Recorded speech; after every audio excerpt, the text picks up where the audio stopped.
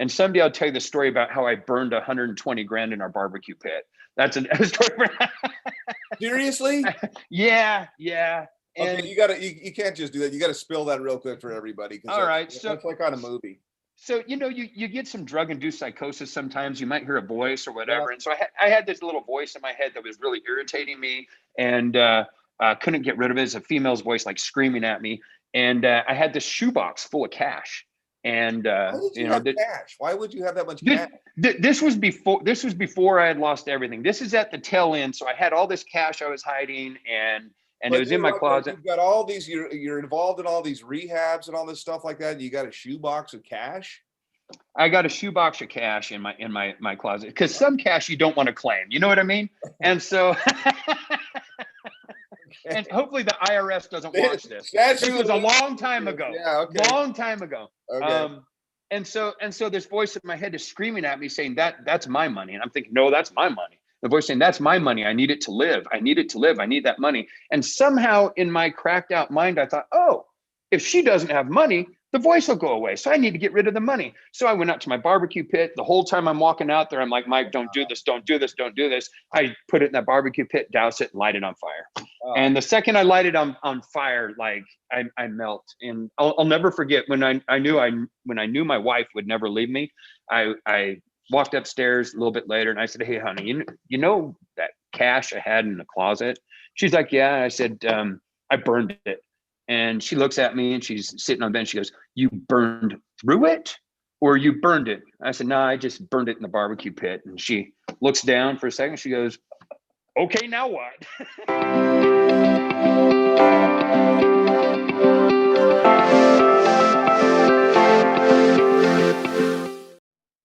Hello and welcome to another exclusive interview by Recovery Today Magazine at recoverytodaymagazine.com, where first and foremost, we're a magazine of hope. Whether you're considering addiction recovery for yourself or a loved one, maybe you're actively in recovery a little while or a long, long time, you're going to find all kinds of topics and information related to living a happy, successful, and sober life here at Recovery Today. My name is Rob Hanley, and I'm the editor-in-chief of Recovery Today. And in this interview, this is a long overdue interview with a friend of mine. He's actually a good friend of mine, and he is the most connected person that I have met in the recovery world. And I've met quite a few. The joke that I tell him privately is when he'll bring something up, I'll say, dude, you know everyone. He's been a consultant and a treatment center owner in the industry for 17 years. And he's worked with all aspects of both the treatment side of the business, the treatment side, but also the business side. He's got an amazing addiction and recovery story himself. And currently he is the executive director at Akasha Recovery in San Diego. Please meet my friend, Mike O'Reilly. Thanks for jumping on, man. You betcha, Rob. Good to see you, man. Good to be here. Finally, bro. Yeah, I've been waiting for you to ask me. I've been waiting patiently. Yeah. That's hilarious. Right. Not buying it even in the least. No, it's good to be here. Good to be here. Good, man. Well, your story, it's so funny. We were talking on the phone just a few days ago, and we're going to jump all into what you've put together here, because it was like, we have to capture this. We have to kind of tell people, because it was like bomb in terms of the program that you're putting together.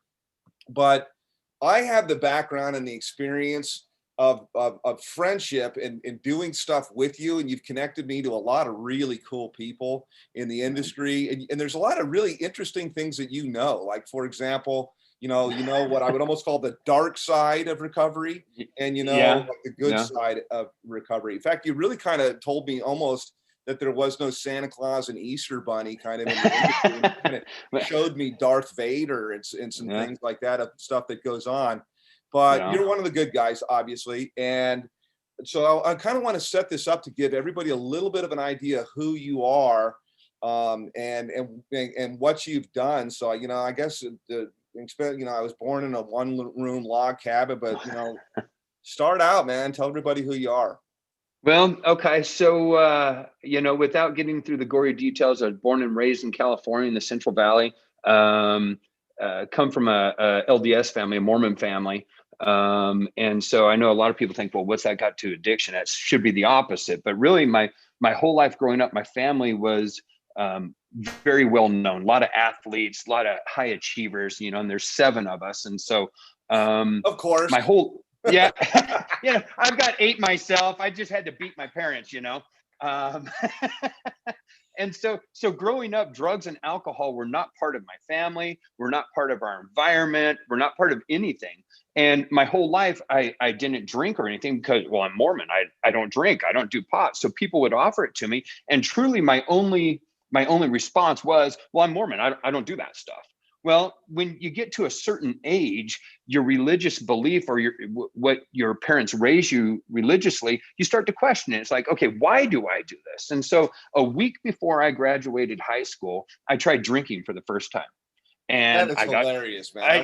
I was drinking when I was in like 6th grade, I think. Well, I drank it and I decided, well, that wasn't so bad. And so the very next night, I started drinking and I smoked pot. Well, I decided pot's not that good, but okay. And so the very next night after that, I started drinking and I tried cocaine. And once I tried cocaine, I thought, where have you been? Stop.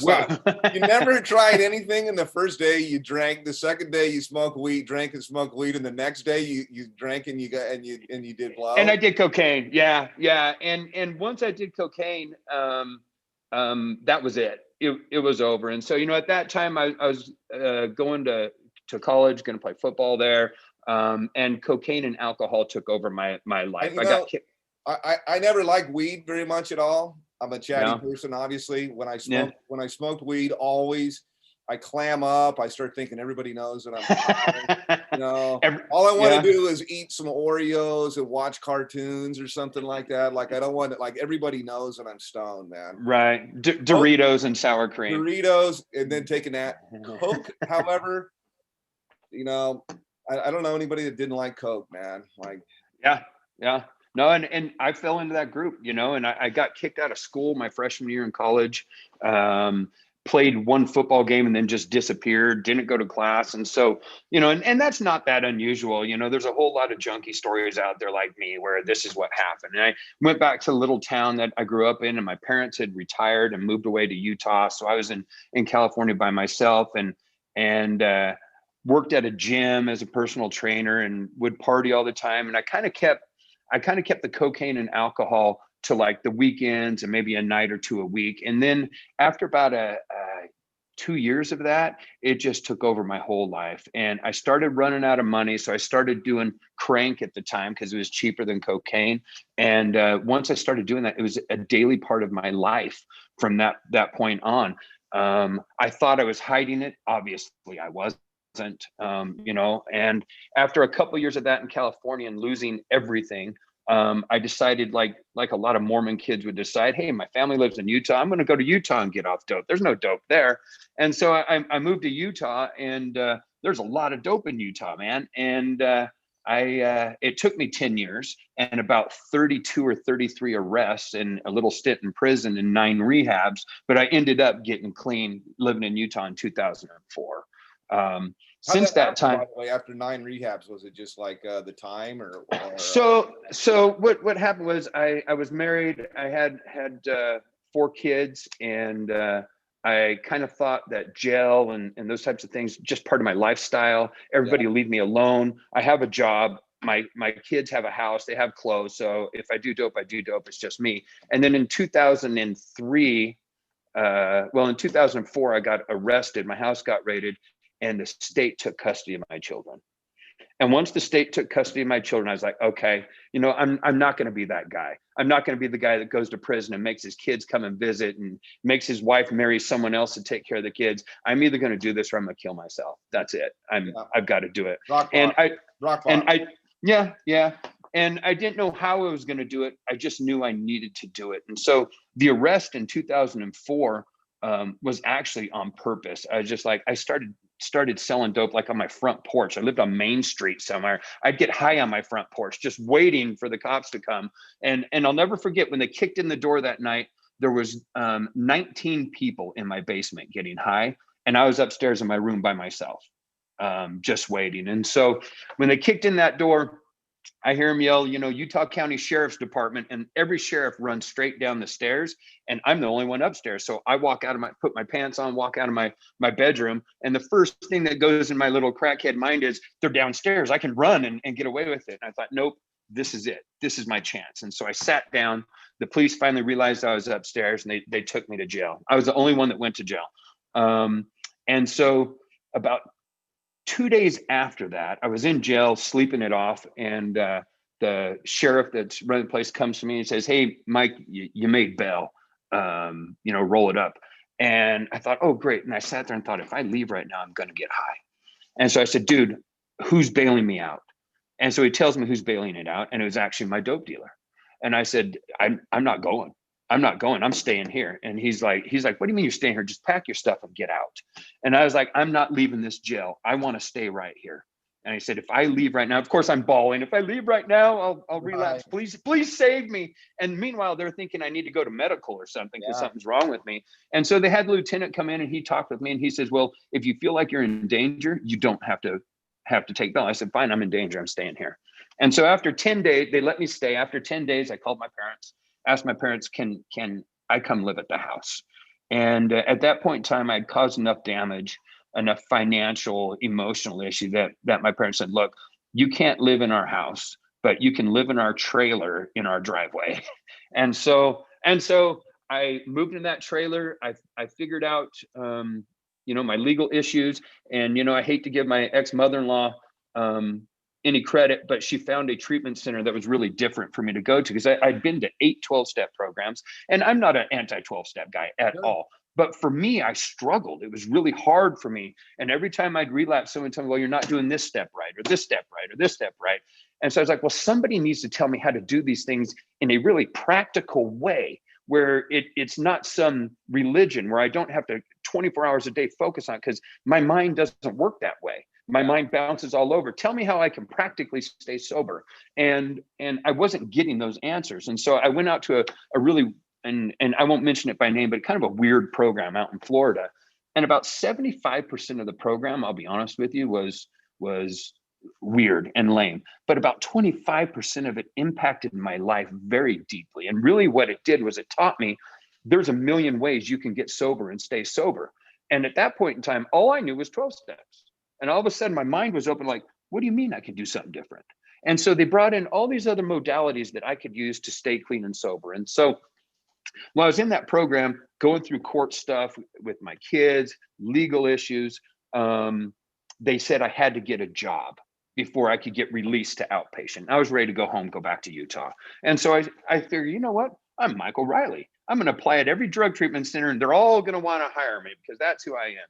And so I sent out an application to every drug treatment center, and shockingly, nobody responded. And so I thought, man, now what do I do? If I go back to construction, I'll probably get high. So I thought, you know what? Screw them. I'm going to open up my own treatment center. No way. And so I called my. You couldn't get a job at a rehab, and so you thought, I'll open my own?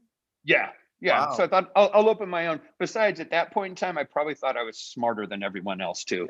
Yeah. But so I started calling home and calling my family. I'll never forget when I called my dad. I said, "Look, Dad, I'm going to open up a treatment center when I get home." And I could hear him, "Yep, I'm sure, son, I'm sure." And I know in his mind, he's thinking, okay, Mike's smoking his pipe out there in Florida somewhere, and I'm footing the bill for it. And I thought, no, I really am. So I spent a lot of time training. I stayed out in treatment an extra 6 months to work at that facility and learn the ins and outs of the treatment world.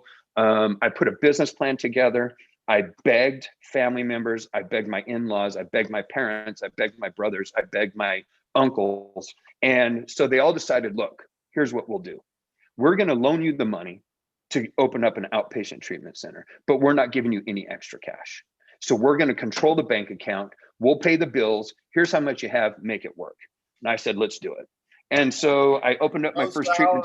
No, nothing, right? No, nothing. So I opened up my first treatment center 6.5 months sober and had no idea what I was doing. I don't recommend that to most people, but it was it was one of the greatest experiences of my whole entire life. Did you get anybody sober?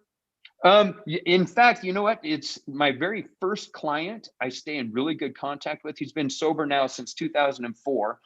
With my relapse, he's got more sober time than me now. And he actually works at a very well-known rehab in Utah County. He's a supervisor. Lots of people got sober there. Lots of people stayed sober there. It was amazing to help that many people, but it helped me more than anything. And I'll tell you why. So when you sling dope for a living, you're the man. Everybody needs you. Everybody wants you. And dope was my passion. Okay. All of a sudden, I was able to flip it. Dope was still my passion, and these people still needed me. Wow. And they wanted me, but they needed help. Wow. And so somehow in my mind, it was like even better than being the dope man. I'm now the anti-dope man, and Wow. I can now help all these people. It was wild, man. It was an amazing experience. Now, I didn't know what I was doing. I'll be honest with you. Business-wise, I mean, I was a wreck. I didn't know how to bill. I knew nothing. But all I knew is I had a passion to help these people. And that treatment facility grew leaps and bounds. And I did a lot of mindfulness there, which at that time, people mocked the mindfulness model of getting people clean and sober. I learned it in Florida. I started presenting it. I did exercise as part of the program. Your place, is that one of the things that you learned then, mindfulness? Yeah. They did a lot of mindfulness work. They didn't call it mindfulness. I had to do some research and figure out what I was really doing. They had their own terms for it. But it was an incredible experience. I ended up selling that program due to some issues with my wife, who at that time was still using heroin, and it was kind of hard. Here I am.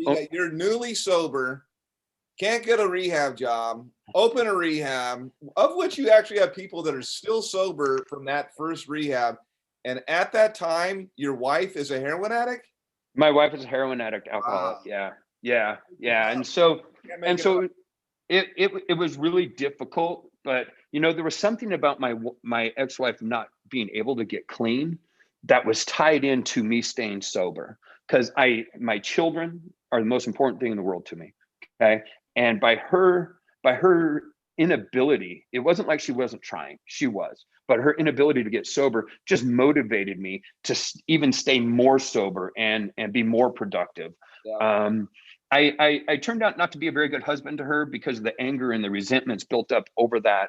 And she finally lost her battle with those demons last year, and passed away due to alcohol.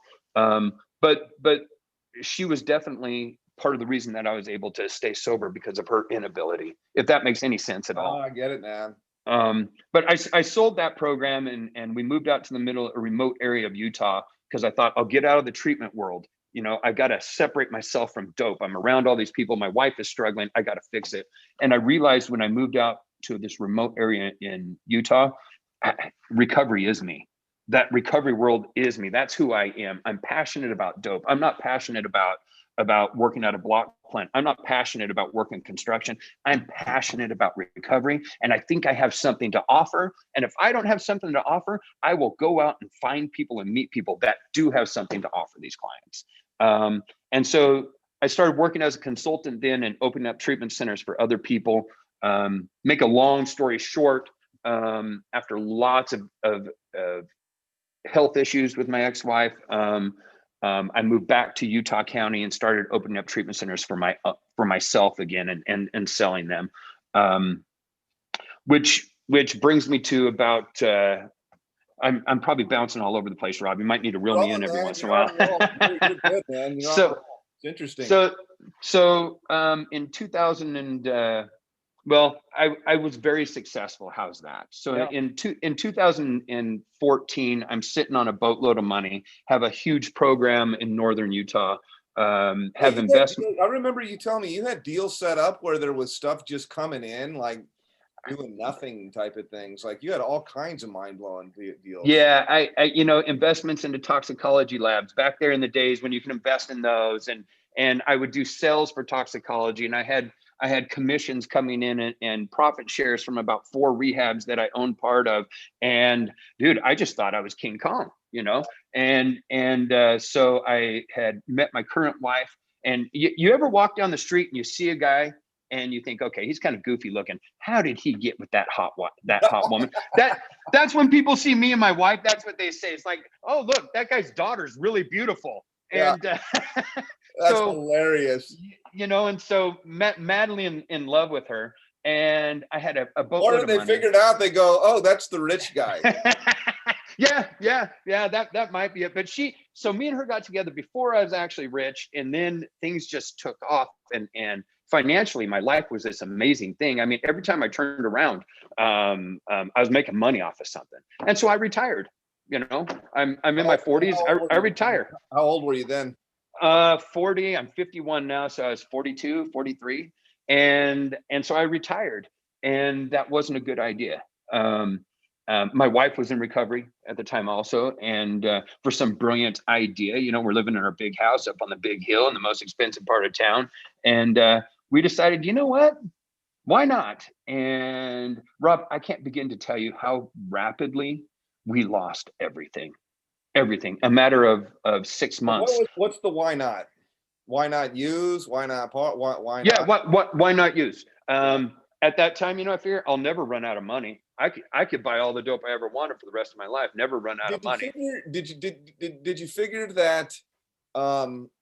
Was it a what could go wrong, or is just I'll always have the money for it? Or I mean, you really threw away a lot of years. So what was going through your mind? It just pretty much, my thought process was, number one, I'm Michael Riley, damn it, nothing can affect me. I'll buy my way out of it. I'll talk my way out of it. I know everyone. If I get arrested, I'll talk to this judge. I'll talk to that judge. I'll have this lawyer. I'll have that lawyer. Nothing can touch me. Yeah.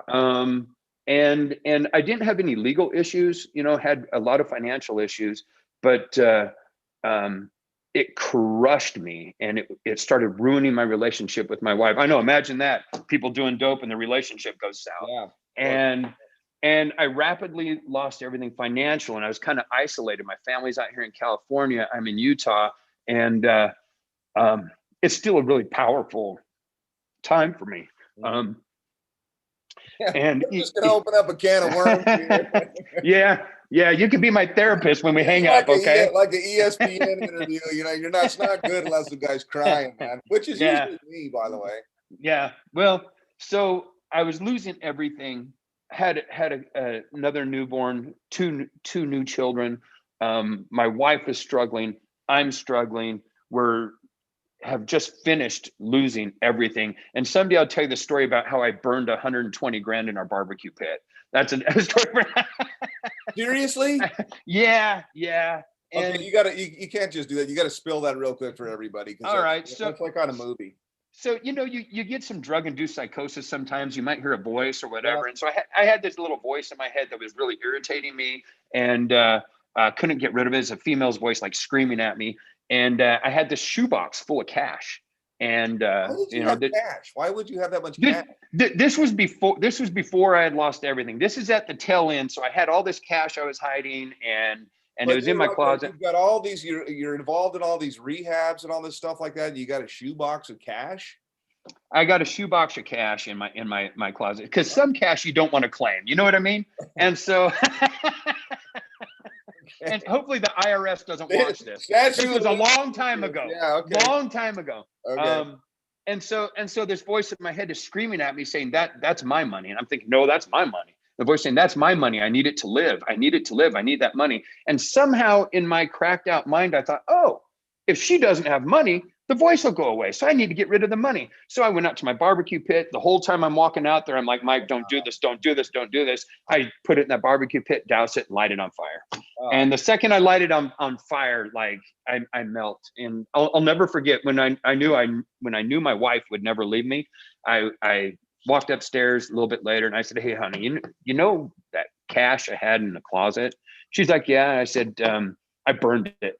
And she looks at me, and she's sitting on the bench. She goes, you burned through it, or you burned it? I said, no, I just burned it in the barbecue pit. And she looks down for a second. She goes, okay, now what?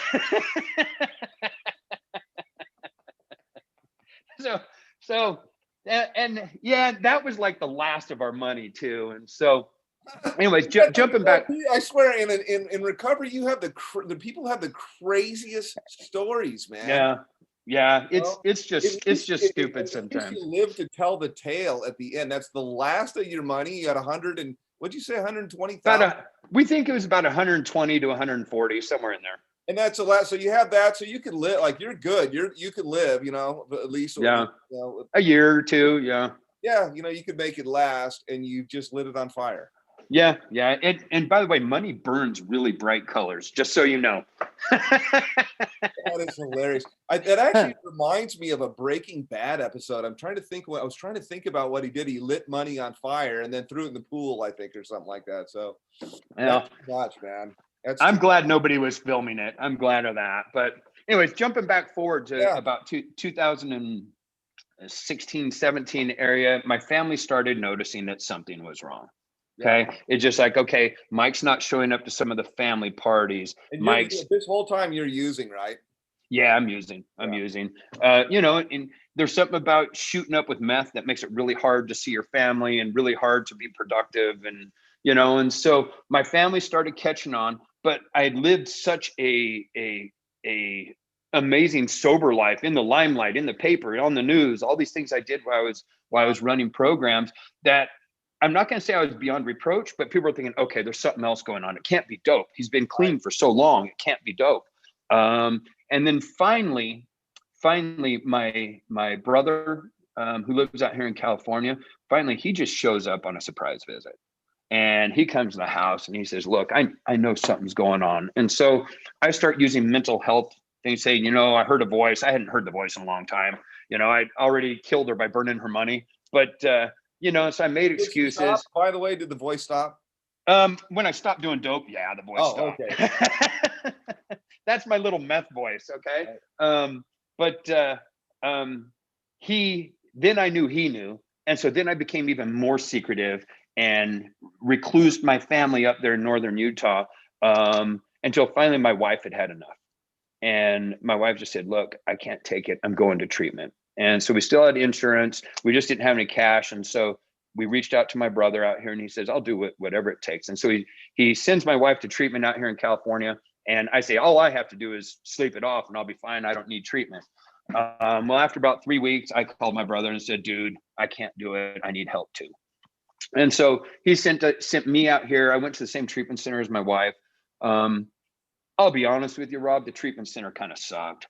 There wasn't much programming. There wasn't, there was breathworks there, which was a new experience for me, and I loved it. And I had a profound experience doing breathworks with the breathworks instructor. The setting was one of those beautiful settings I've ever been in. I just loved it, right there in Cardiff by the sea. And so I'd been in treatment about a week or two, and a week. And so I was talking to my wife. I said, you know what? These people suck. I'm going to take this place over. and it was kind of like my first recovery story all over again. And my wife was like, Mike, please just relax, just calm down. We don't even live here. And I said, I don't know how, but I'm going to take this place over. And she said, okay. And so I made a couple of calls while I was still in treatment to a business partner of mine and my lawyer. And I said, look, I don't know how I'm going to do this. I need you guys to think this through, but this setting is beautiful. And I have an idea for a treatment center that will truly, truly work and be different. And they're like, okay, Mike, whatever. And anyways, I didn't know how it was going to happen. So I graduated that program. And a few months after I graduated it, the program director called me. And she said, Mike, can I come visit you and Amy? Amy's my wife. And I said, sure, come on over. And I knew it right then. I said, okay, she needs help. She's going to ask me to do something for the program. And so she shows up at our house, and sure enough, she says, look, we don't know how to market. We don't know how to do the business side. We don't know how to do anything. Can you please help us? So I'm like, sure, I'll help you. And I said, and so she put me in touch with the owner. There were two owners. One owner kind of had a rough run. One owner was a really upstanding guy, and he's still the owner, Aaron Price, a great dude. Anyway, she put me in touch with him. So I started talking with him, and he's like, look, this wasn't my dream for this treatment facility. My dream for this treatment facility was something different, something effective, something to bring in Eastern healing practices and Western healing practices and mesh them together and make it so active and so exciting that people come in here and they think they're at almost like a boot camp of fun and of therapy, instead of laying around watching TV and getting their cell phones and texting and being on Facebook while they're in treatment. And I said, dude, I can put that together for you. And he says, okay, you're hired. I'll hire you as a consultant. And I said, but I need my partner from Utah. I need you to bring him out. I need his help for the operational side. He said, okay, done. So I bring Ron out from Utah, and it's kind of funny. I call Ron on a Thursday. I say, dude, I need you to come out here. I'm going to take this place over. And he says, well, I can't come out till Monday. And I said, well, I need you to come out tomorrow. And he says Monday. So I say, okay. So I get online, I buy him a ticket for the next day, and then I fall asleep. I forget to tell him he has a ticket for the next day. So I gave him about 30 minutes notice the next morning. I said, hey, you have a ticket for today. He hopped on a plane, came out here, and he's never gone back to Utah since. He's still out here. So when we got out here, my first day at work, I show up and I'm there 5 minutes, and the state of California shows up and shuts the program down. Wow. For violations. And so I'll be honest with you, I was kind of crushed for about 10 seconds. And then I thought, this is a gift from God. This is what I'm supposed to do. I didn't know how I was going to do it. This place is getting shut down. That way I don't have to fire all the employees and have bad feelings and fix all their mistakes. We can start from scratch. And so I called Aaron and I said, look, state's shutting it down. And he's like, well, let's fight it. And I said, don't fight it. Let it go. Just let it go. Let's get rid of all the past problems. Let's start fresh, new staff, new philosophy, new everything. He says, okay, let's do it. And so we put in our P&P and for our licensing a week before COVID hit. And then COVID hit, and we sat and waited for about 8 months until we could get licensed. But during that 8 months, I was able to put together quite, and when I say quite the program, quite the group of people to do the program. And so what I mean by that, something I've learned in treatment, there's certain subjects I can run a group on and it's lights out. People say that was the greatest group I've ever been to. But you give me other subjects, they'll sit there and they'll fall asleep and say, Mike's an idiot. I will never come to one of his groups again. So I started thinking back to all these therapists and all these people I've hired over the years. And it's like, you know what? Most treatment centers make a therapist be a jack of all therapies. Yeah. Okay, we need to do individual therapy, our trauma recovery, our family therapy, and the things they're not passionate about, they're usually not very good at. Yeah. And so I thought, what if I hired all these outstanding people I've had experience with in the past and only had them do what they're passionate about?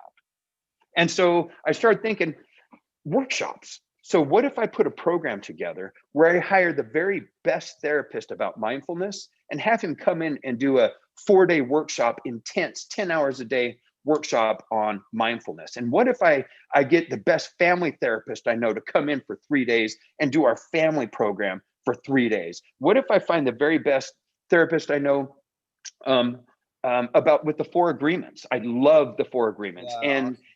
And so I like the 4 agreements. I have a guy that comes out from Montana. He's actually in the air right now, about to land and do our 4 days on the 4 agreements.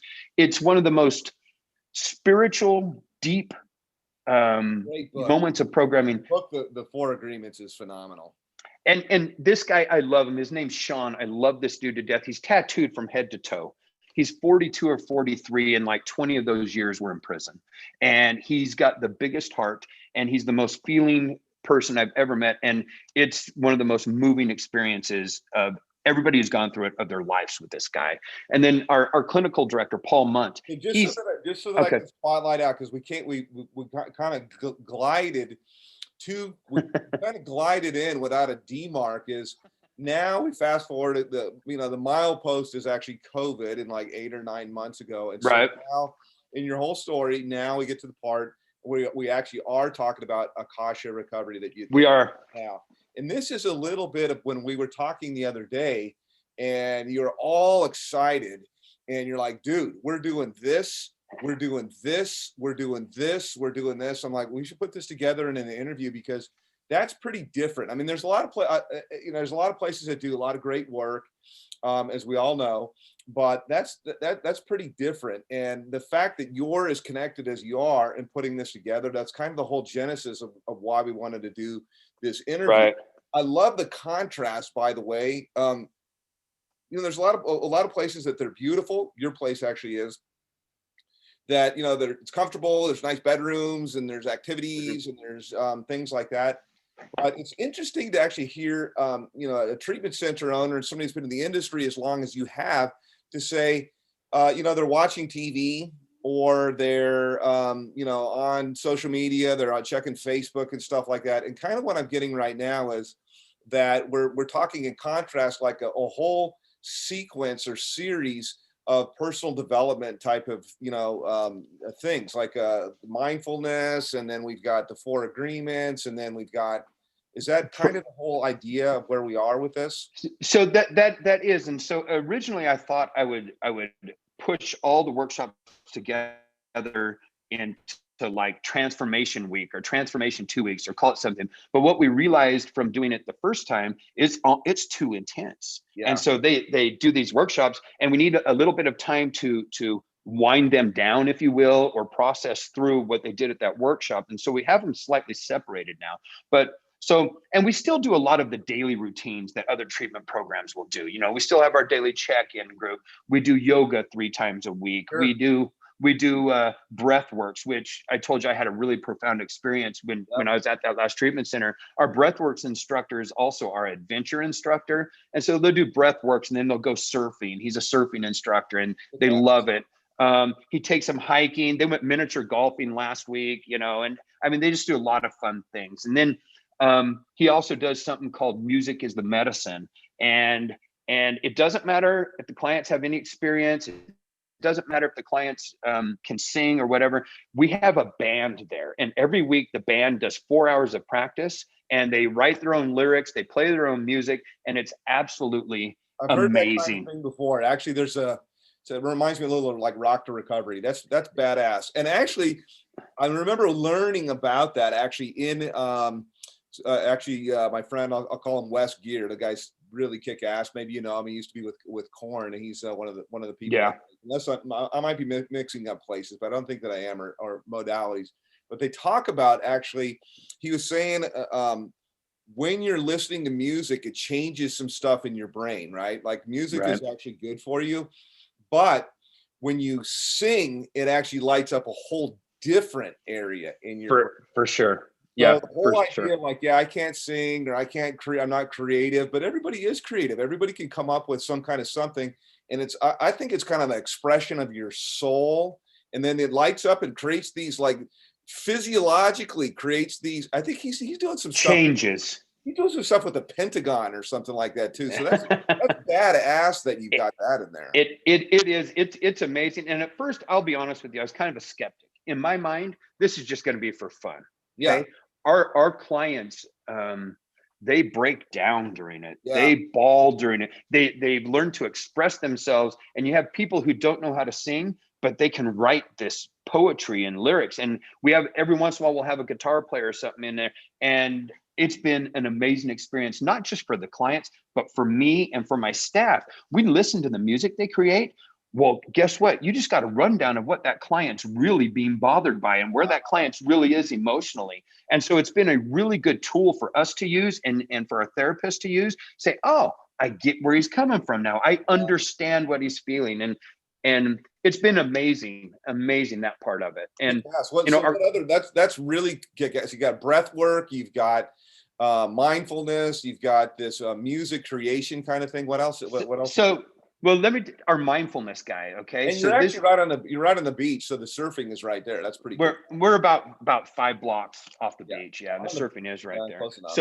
So I call him my mindfulness guru. This guy really taught me to go to the next level of mindfulness when he was an employee of mine. He's a therapist. He lives in Arizona now. And I actually, after we had hired him, I hired him and paid him to write mindfulness-based programming for residential treatment centers. He is absolutely the most amazing therapist to teach mindfulness, because he teaches it in a way that makes it pragmatic and doable. You know, if you tell somebody like me, hey, if you meditated 2 hours a day, your life would change. You know, I'd say, you know what, you're an idiot. I can't sit still for 2 hours. You got to give me something I can do.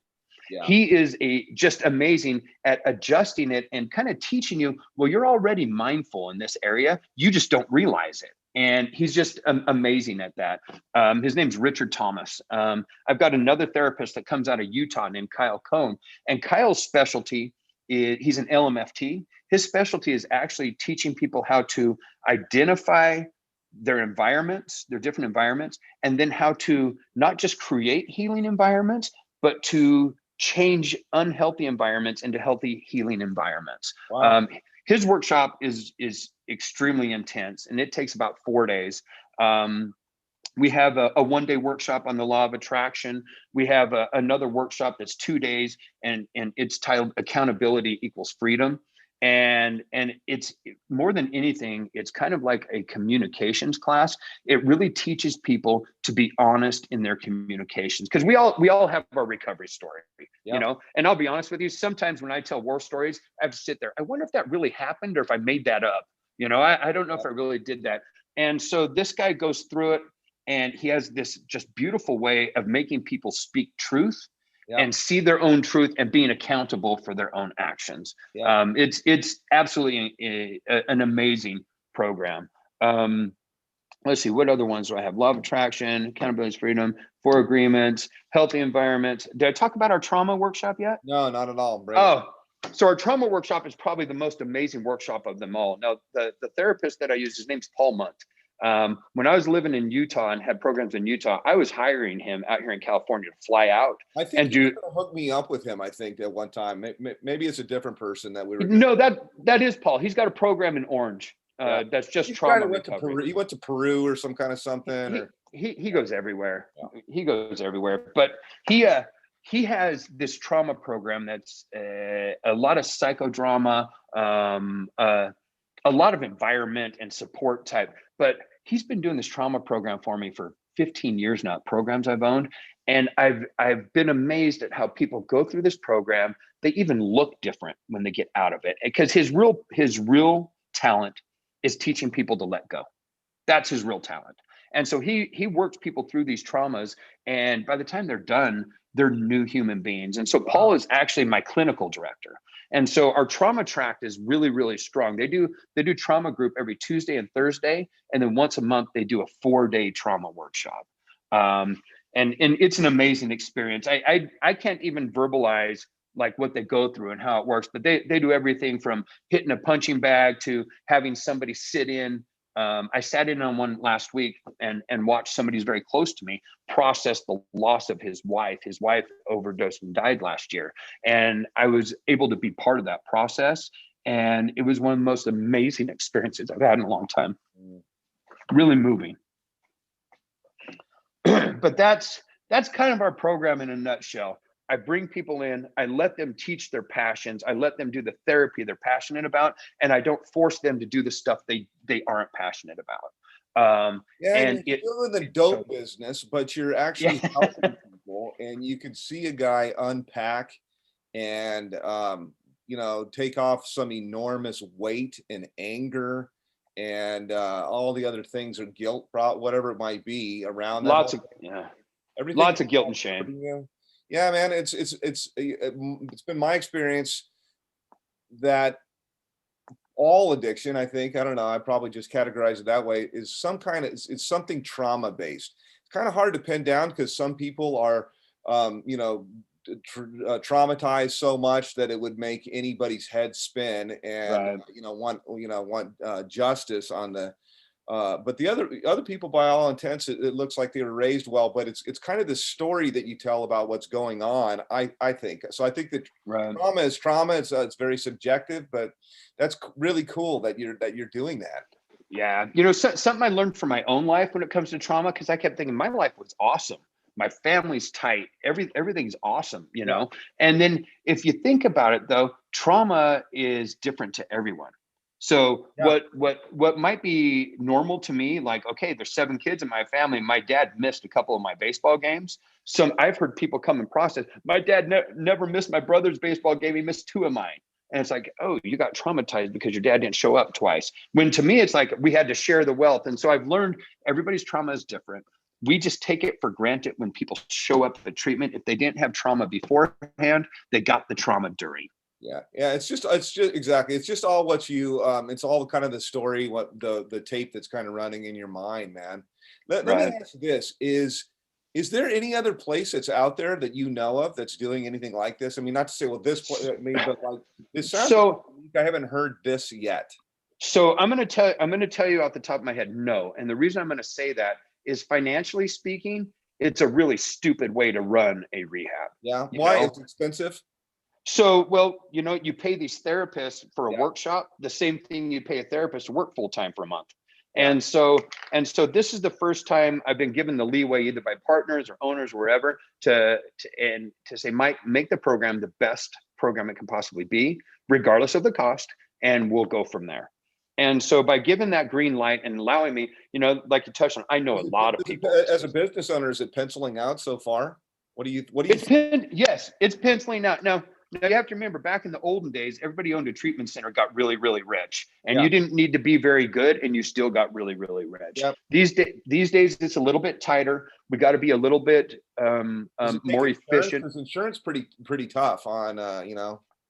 So insurance is tough. I mean, we have to be, because we're a small, intimate facility, we have to be careful, you know, about what insurances we take and what we don't take. And, you know, we always have one bed that's free. We have a scholarship bed at all times. Oh, and wow. We just, you know, whoever does it. And so it's penciling out. It's not the old days where you got 70% profit by any means, but it's still penciling out. And our true belief is, if we provide the very best program possible, the money will come. And my experience has been, it's always been that way. You know, the thing is too, is if you look at it at the core, it's what your motivations are, and then what you're going to do. You know, I'm not allergic to making money. I like making money. I have you know, my little joke is, you know, more is better than less, and sooner is better than later. But you know, you can only be on one boat at a time. You can only live in one house at a time. And in the end, I really do feel like, you know, the value and the gold that we have in life, the real treasure, is actually the relationships that we have. And I don't mean like Facebook. I mean like true, No. you know, I would do something for you type of relationships. So you're changing people's lives, man. Like I think the finances and stuff come, as long as you can stay open and it's actually viable. So, right. Well, it is, you know, and it was funny you talk about relationships, because really when I was putting this program together, I had a few things in mind. Okay, number one was the most important thing in life, and the only real important thing is relationships. Yeah. Okay, that's it. And so being connectivity was really important to me. And then I wanted to expose them to new types of healthy things they can do in their life, and types of therapy, expose them to it so that they can choose for themselves what really works. Because you can't change somebody's core beliefs in 30 days or 45 days necessarily. And so you have to find a way to reach them that goes in line with their core beliefs. If they believe 12 steps sucks, you better find another modality and walk them through it. Sure. that matches with it, you know?